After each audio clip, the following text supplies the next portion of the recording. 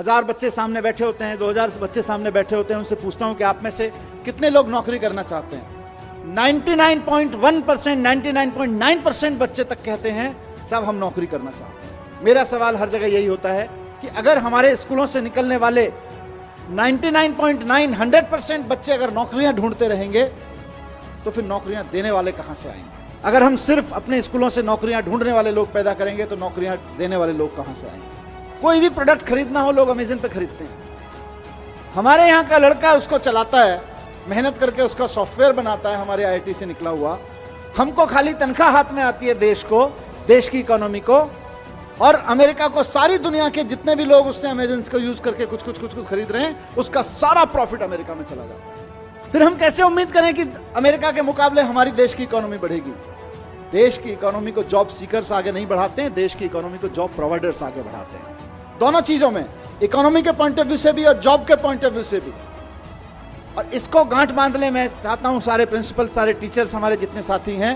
जिस वक्त हम देशभक्ति की बात करते हैं ना, कि जब दुश्मन की सेना सामने खड़ी हो तो देश के लिए जान देना देशभक्ति है, लेकिन जब बेरोजगारों की सेना सामने खड़ी हो तो देश के लिए नौकरियां देना देशभक्ति है।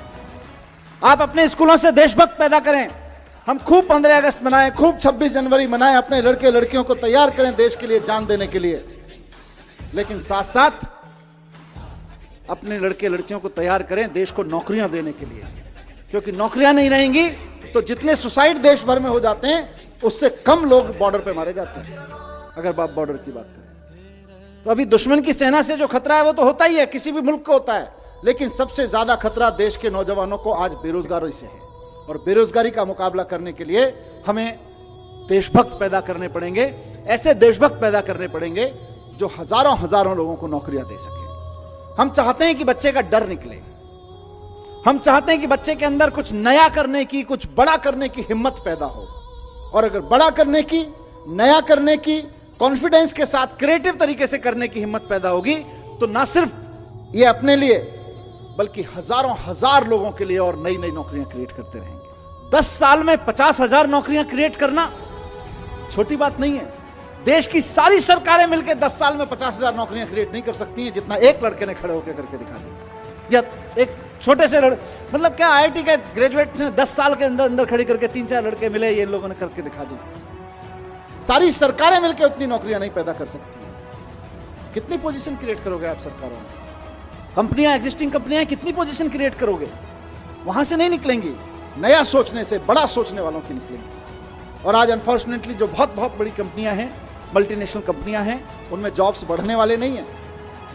वहां तो जॉब्स बड़े बड़े लोगों को आईआईएम से निकलने के बाद, आईआईटी से निकलने के बाद इसलिए दिए जा रहे हैं कि भाई हम आपको 5 लाख रुपए का पैकेज देंगे, आप ऐसा करो कि हमारे यहां से 5,000 लोगों की रिक्वायरमेंट कम कर दो। ऐसा काम करके दिखाओ। तो बड़ी कंपनियों में जॉब्स नहीं निकलेंगे। बहुत बड़ी बड़ी कंपनियां जो मल्टीनेशनल कंपनियां हैं उनमें ज्यादा जॉब नहीं निकलेंगे। वहां तो इसी काम के लिए है। और सबसे बड़ी चीज, नया। आज की तारीख में मार्केट में जो नौकरियां हैं उनके लिए तो हमें बच्चों को तैयार करना ही करना है, लेकिन साथ साथ ऐसी नौकरियां जो आज की तारीख में एग्जिस्ट नहीं करती हैं उनके लिए भी बच्चों को तैयार करना है। और दूसरी चीज ये भी है कि सिर्फ नौकरी देना नहीं है, आप इसको देश के पॉइंट ऑफ व्यू से देखिए। आप सोच के देखिए कि किसी स्कूल में पढ़ते होंगे, वहां से निकल के उसी माइंडसेट के साथ की नौकरी करनी है, जाके अमेरिका की एक बड़ी कंपनी में नौकरी कर ली। अब नुकसान क्या होता है? नुकसान ये होता है कि हम और आप मिलके बच्चों पे मेहनत करते हैं, मेहनत करके उसे आईआईटी, आईएम भेजते हैं, उसके बाद अमेरिका की कंपनी में नौकरी करता है, क्योंकि हमारे यहाँ तो नौकरी देने वाले लोग हैं नहीं, नौकरियां बनाने वाले लोग हैं नहीं, नौकरियां प्रोड्यूस करने वाले लोग हैं नहीं। तो वो जाके अमेरिका की किसी कंपनी में नौकरी करता है, लेकिन अमेरिका सारा स्किल के बावजूद, अमेरिका की कंपनी में नौकरी करने के बाद आप सबके, हमारे सब मेहनत के बाद जो हमको हासिल होता है वो कुल मिला के एक लड़के की तनख्वाह हासिल होती है, इससे ज्यादा कुछ नहीं हासिल होता। और वो जब दुनिया भर के प्रोडक्ट अमेरिका की एक वेबसाइट पे सेल कराता है सॉफ्टवेयर बना के, तो फायदा फिर अमेरिका को होता है। सारी दुनिया में किसी कंपनी विशेष की बात नहीं है, लेकिन आप सोच के देखिए, और मैं कोई स्वदेशी का रोमांटिसिज्म भी नहीं पेश कर रहा हूं, मैं इकोनॉमी की बात कर रहा हूं कि सारी दुनिया में कोई भी प्रोडक्ट खरीदना हो, लोग अमेज़न पे खरीदते हैं। हमारे यहाँ का लड़का उसको चलाता है, मेहनत करके उसका सॉफ्टवेयर बनाता है, हमारे आईआईटी से निकला हुआ। हमको खाली तनख्वाह हाथ में आती है देश को, देश की इकोनॉमी को, और अमेरिका को सारी दुनिया के जितने भी लोग उससे अमेजन को यूज करके कुछ खरीद रहे हैं, उसका सारा प्रॉफिट अमेरिका में चला जाता है। फिर हम कैसे उम्मीद करें कि अमेरिका के मुकाबले हमारी देश की इकोनॉमी बढ़ेगी? देश की इकोनॉमी को जॉब सीकर्स आगे नहीं बढ़ाते हैं, देश की इकोनॉमी को जॉब प्रोवाइडर्स आगे बढ़ाते हैं। बहुत बार ऐसा हुआ है कि फॉरेन डेलीगेट्स, वहां के मंत्री, वहां के ऑफिसर, वहां के बिजनेस डेलीगेट्स आके, वहां के यूनिवर्सिटी के प्रोफेसर्स आके मेरे साथ डिस्कस कर रहे हों, और 15, 20, 25 मिनट की बातचीत में जब वो 10-15 मिनट बात अपनी रख लेते हैं और हम अभिभूत होते हैं, यार हमारे पास इतना बढ़िया सैनिटेशन प्लान क्यों नहीं है, हमारे पास इतना बढ़िया ट्रैफिक प्लान क्यों नहीं है। उसके बाद जैसे ही कहीं से एजुकेशन पे बात आती है और एजुकेशन से हैप्पीनेस पे बात आती है, उसके बाद उनका इंटरेस्ट अपना माल बेचने में नहीं होता। फिर वो बोलते हैं जी हम 3 दिन और हैं, हमें कोई स्कूल दिखा दोगे क्या?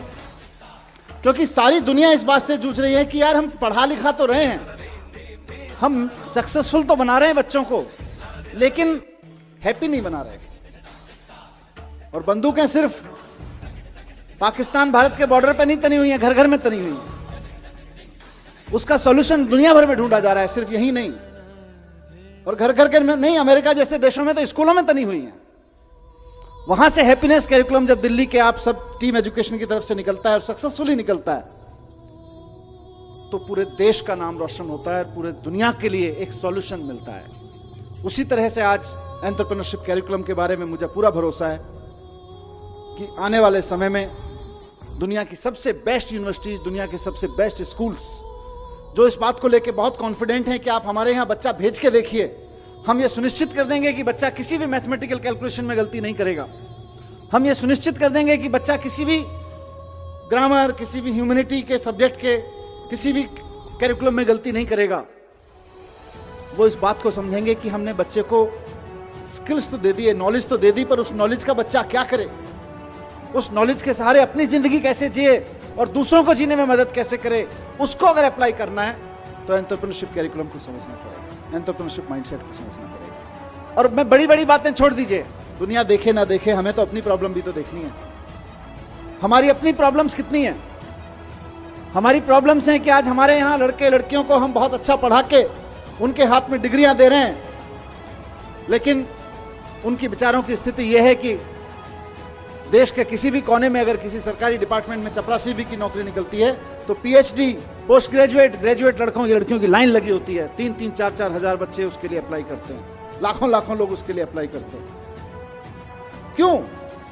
क्योंकि हमने पीएचडी की डिग्री तो दे दी, नॉलेज तो दे दी, पोस्ट ग्रेजुएशन की डिग्री तो दे दी, नॉलेज तो दे दी, ग्रेजुएशन की डिग्री नॉलेज तो दे दी, लेकिन उसका करना क्या है ये नहीं दिया। उस नॉलेज के बेस पे मैं क्या कर सकता हूं ये नहीं दिया। इस नॉलेज के बेस पे क्या कर सकते हैं, इसी का नाम एंटरप्रेन्योरशिप कैरिकुलम है, इसी का नाम एंटरप्रेन्योरशिप माइंडसेट है।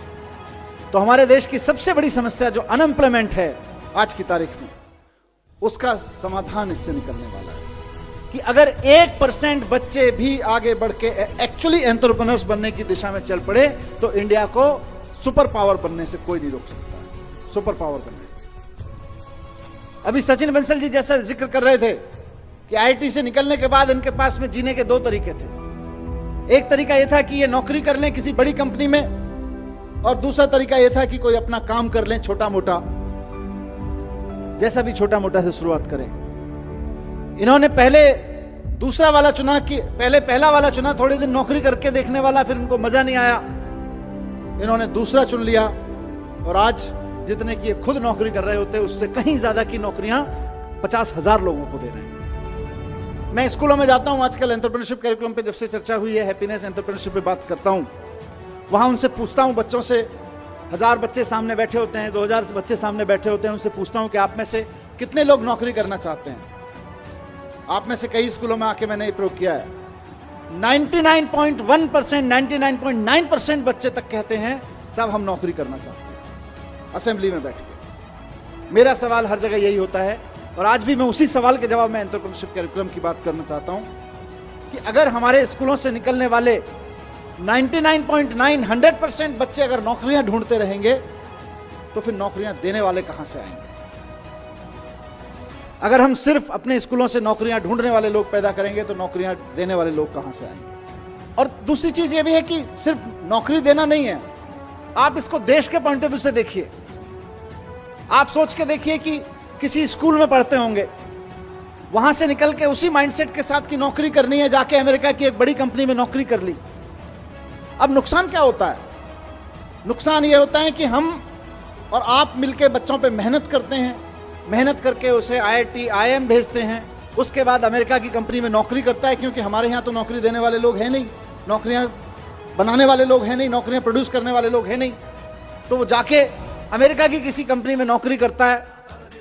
मुझे नहीं पता विनी भाई, लेकिन अमेरिका सारा स्किल के बावजूद अमेरिका की कंपनी में नौकरी करने के बाद आप सबके, हमारे सब मेहनत के बाद जो हमको हासिल होता है वो कुल मिला के एक लड़के की तनख्वाह हासिल होती है, इससे ज्यादा कुछ नहीं हासिल होता। और वो जब दुनिया भर के प्रोडक्ट अमेरिका की एक वेबसाइट पे सेल कराता है सॉफ्टवेयर बना के, तो फायदा फिर अमेरिका को होता है।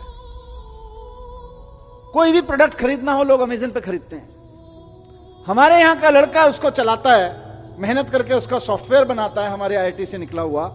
हमको खाली तनख्वाह हाथ में आती है देश को, देश की इकोनॉमी को, और अमेरिका को सारी दुनिया के जितने भी लोग उससे अमेज़न को यूज करके कुछ खरीद रहे हैं, उसका सारा प्रॉफिट अमेरिका में चला जाता है। फिर हम कैसे उम्मीद करें कि अमेरिका के मुकाबले हमारी देश की इकोनॉमी बढ़ेगी? देश की इकोनॉमी को जॉब सीकर्स आगे नहीं बढ़ाते हैं, देश की इकोनॉमी को जॉब प्रोवाइडर्स आगे बढ़ाते हैं।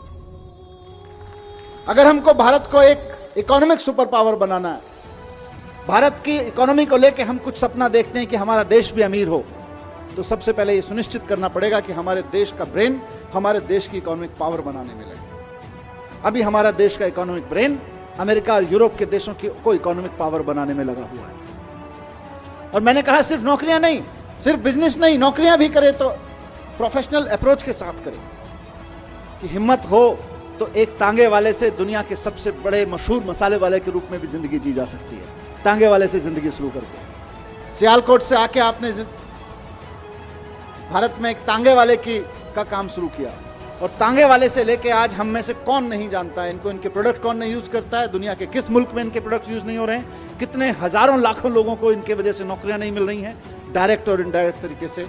आप सोच के देखिए, ऑलमोस्ट कोलैप्स होने के कगार पे खड़ा हुआ एक परिवार हिम्मत से खड़ा होता है, और जब हिम्मत से खड़ा होता है तो सिर्फ बड़ा करता है, नया करता है, और ऐसा करता है कि हजारों लड़के लड़कियों को उससे नौकरियां मिलने लगती हैं। IAS बनो तो उसमें भी एंटरप्रेन्योरशिप माइंडसेट चाहिए। आप एजुकेशन ऑफिसर बनो तब भी एंटरप्रेन्योरशिप माइंडसेट चाहिए। आप एक स्कूल के प्रमोटर बनो, आप प्रिंसिपल बनो, आप 50 बच्चों के क्लास टीचर या सब्जेक्ट टीचर बनो, वहां भी एंटरप्रेन्योरशिप माइंडसेट चाहिए। जो शानदार काम कर रहे हैं और स्ट्रगल कर रहे हैं, वो एंटरप्रेन्योरशिप माइंडसेट के साथ कर रहे हैं। अंतर सिर्फ इतना ही है, उन प्रिंसिपल्स में एंटरप्रेन्योरशिप माइंडसेट है, उन टीचर्स में एंटरप्रेन्योरशिप माइंडसेट है। बहुत बहुत बधाई देता हूं कि हमारे लाखों बच्चे नया सोचें, बड़ा सोचें, भरोसे के साथ, हिम्मत के साथ सोचें, और रचनात्मक सोचें, क्रिएटिविटी के साथ सोचें।